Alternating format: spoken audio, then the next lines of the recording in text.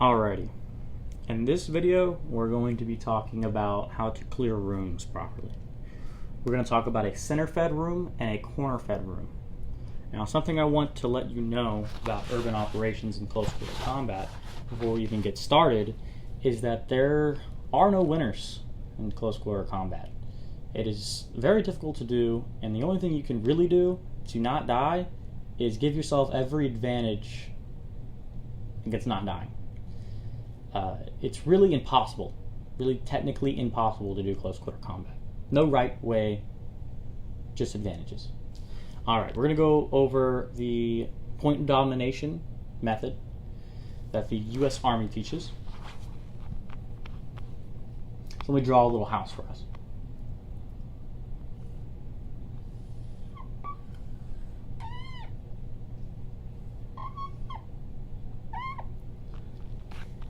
Alright, so this is our little home. This is our little door, and I'm going to draw our soldiers.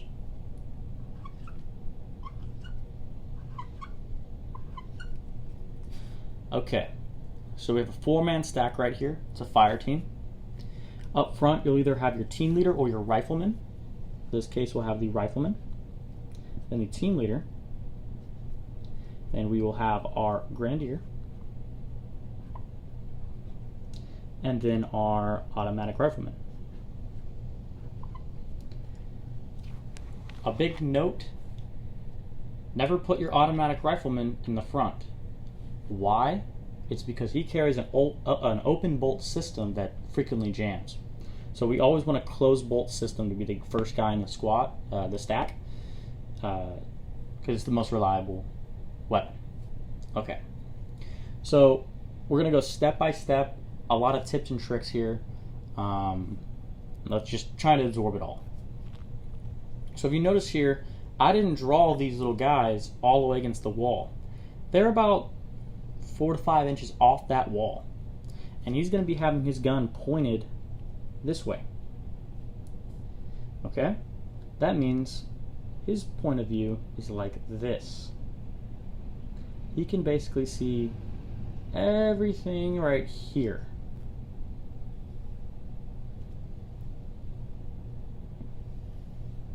Okay? He's essentially just, if anything walks through here, he's going to shoot it. He does not have his barrel extending into the building because someone could grab it. He's not right on the wall. He's a little bit off the wall. And then your team leader is going to be looking out this way, covering this area. Your grenadier is going to be looking outward, covering this area. And your automatic rifleman is probably going to be looking backwards, covering the backside. Alright. So, how do we actually enter the building? Well, there's 2 methods, okay? You can either frag it, or you could not frag it. That's simple. Okay, so we're just going to go over fragging it, okay? So the rifleman is going to make the call to frag the building, and he's going to use a hand sign, like you're grabbing. The team leader is then going to squeeze his shoulder, grab his hand grenade, and then present the grenade in front of the rifleman's face. He is going to then grab the rifleman and kind of push him over, and then throw the grenade underhand into the room. I wish I could show you physically, but I don't have the capability to, just through the whiteboard. So after he throws that grenade in, boom, frag went off, we're all going to go inside. Okay, so how do we enter the room? We're going to go very slow here. This rifleman is going to turn the corner, and before he's really inside, just his hands should be showing at this point, he's getting something called the snapshot. So he's going to be looking right down the center of the room. If there's any bad guys here, he's shooting them.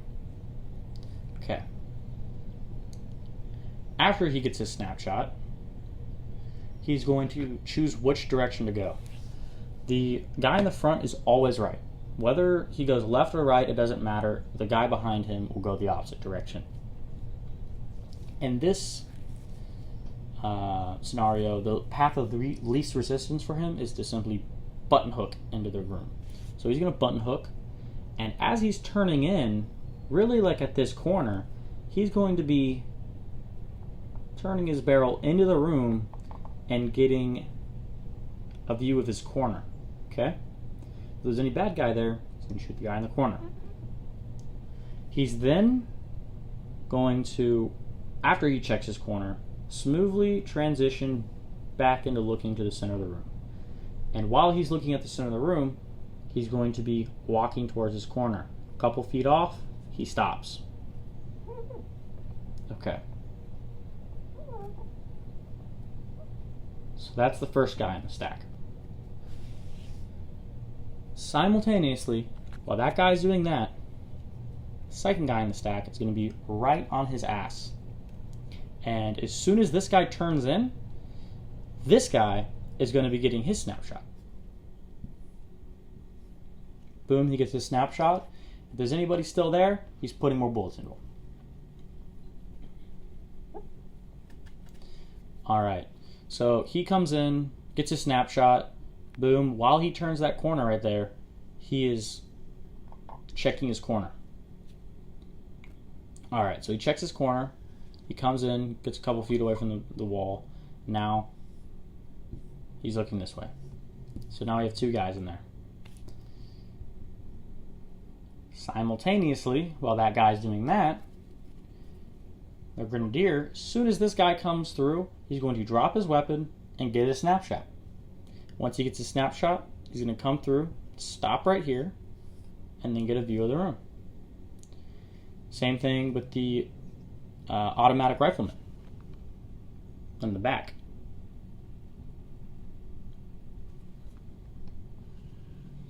He's going to get a snapshot. He's going to move in, and boom, get a view of the room. Okay, so at this point, what a lot of people like to do is they like to get their ups. Okay, so the team lead, who was the second guy in the stack, right here, he's going to say, "Give me an up." They're going to say, "Caboose, I'm up. Badger, I'm up. Hades, I'm up. Icewater, I'm up." And then you're going to call an all clear. Okay, now we're going to make it a little more complicated, okay? Before we even move to the center fed room.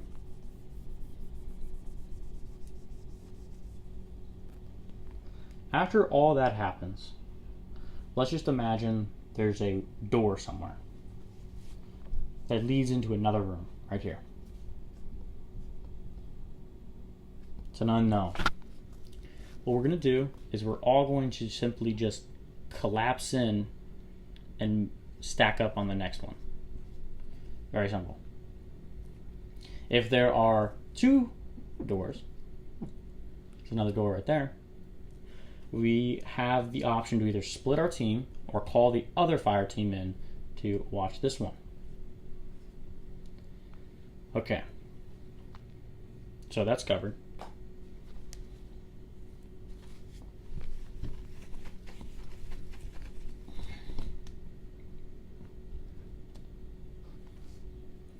Now a corner fed room.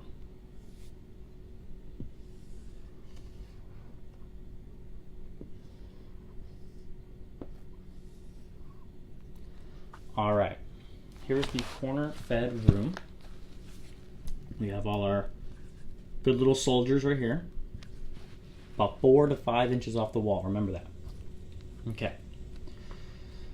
So, very, very similar to the last one, except for the guy in the front, I believe, and most people believe, that he should always button hook in this situation. So he's going to come in, and he's going to get his snapshot, just like before. There's anyone right here, he's going to shoot him. Now, whenever he swivels in, he's also going to be checking this corner, right here. So he's simply doing a transition, and as he's moving into the room, more and more of him showing, it should really just be his gun that's showing at this point, and then he moves in 4 to 5 inches off the wall and checks his corner. Alright, so this guy comes in, and he's going to stop at his corner, and he's going to take a point of domination and look down the room. Okay.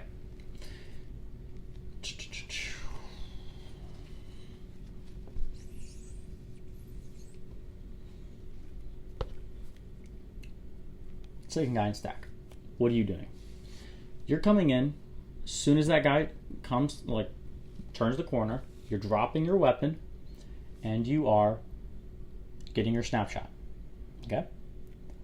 After you get your snapshot, you're going to take the path of least resistance and simply go forward. And you're going to look at the corner of the room.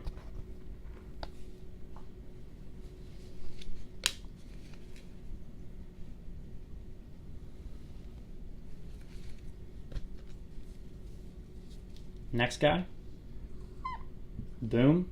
And the next guy, boom. That's how it's done.